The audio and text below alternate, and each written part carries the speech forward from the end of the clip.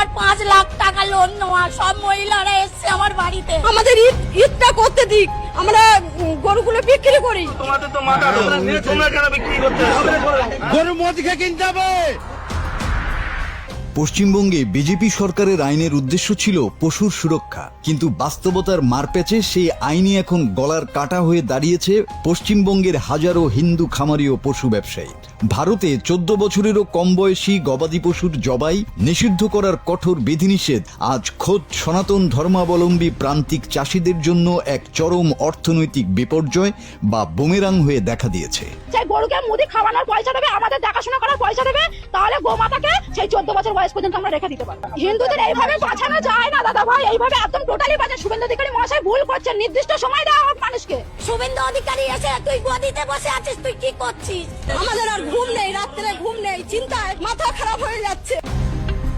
সামনেই কোরবানির ঈদ। প্রতি বছর এই সময়টায় কলকাতার পশুর হাটগুলো মুখরিত থাকে ক্রেতা বিক্রেতাদের কোলাহলে, কিন্তু এবারের চিত্র সম্পূর্ণ ভিন্ন। হাটে সারি সারি গরু দাঁড়িয়ে আছে, অথচ কোনো ক্রেতা নেই। আর এই অচল অবস্থার পেছনে শুধু আইনের জটিলতাই নয়, কাজ করছে এক সূক্ষ্ম রাজনৈতিক চাল ও মুসলিম বিদ্বেষ। গরু রক্ষা এবং আইনি তল্লাশির নামে মূলত একটি নির্দিষ্ট ধর্মীয় সম্প্রদায়কে টার্গেট করা এবং তাদের উৎসব ও খাদ্যাভ্যাসকে সংকুচিত করার চেষ্টা চলছে বলে অভিযোগ উঠেছে।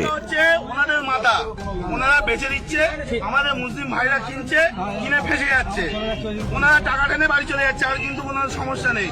সুতরাং কেউ একটা এদের কোনো কথা বলবে না, এনারাও করে খায়। কিন্তু তোমরা মানে কাকা নিয়ে বাড়ি চলে যাও। সরকার যতক্ষণ না নির্দেশ দিচ্ছে কি হবে কেউ কোনো তোমাদের তো মাথা তোমরা কেন বিক্রি করতে তোমাদের মাথা তোমাদের মালকে আমরা কিনে ফাঁসবো। ওনাদের মাথা ওনারা বেচে দিচ্ছে, আমাদের মুসলিম ভাইরা কিনছে, কিনে ফেসে যাচ্ছে, ওনারা টাকা টেনে বাড়ি চলে যাচ্ছে, আর কিন্তু কোনো সমস্যা নেই। সুতরাং কেউ একটা এদের কোনো কথা বলবে না, এনারাও করে খায়। কিন্তু তোমরা মানে কাকা নিয়ে বাড়ি চলে যাও। সরকার যতক্ষণ না নির্দেশ দিচ্ছে কি হবে কেউ কোনো গোরক্ষার নামে অতি সক্রিয়তা এবং প্রশাসনের একাংশের হয়রানির কারণে মুসলিম ক্রেতা ও ব্যবসায়ীদের মনে গভীর ভীতি তৈরি হয়েছে।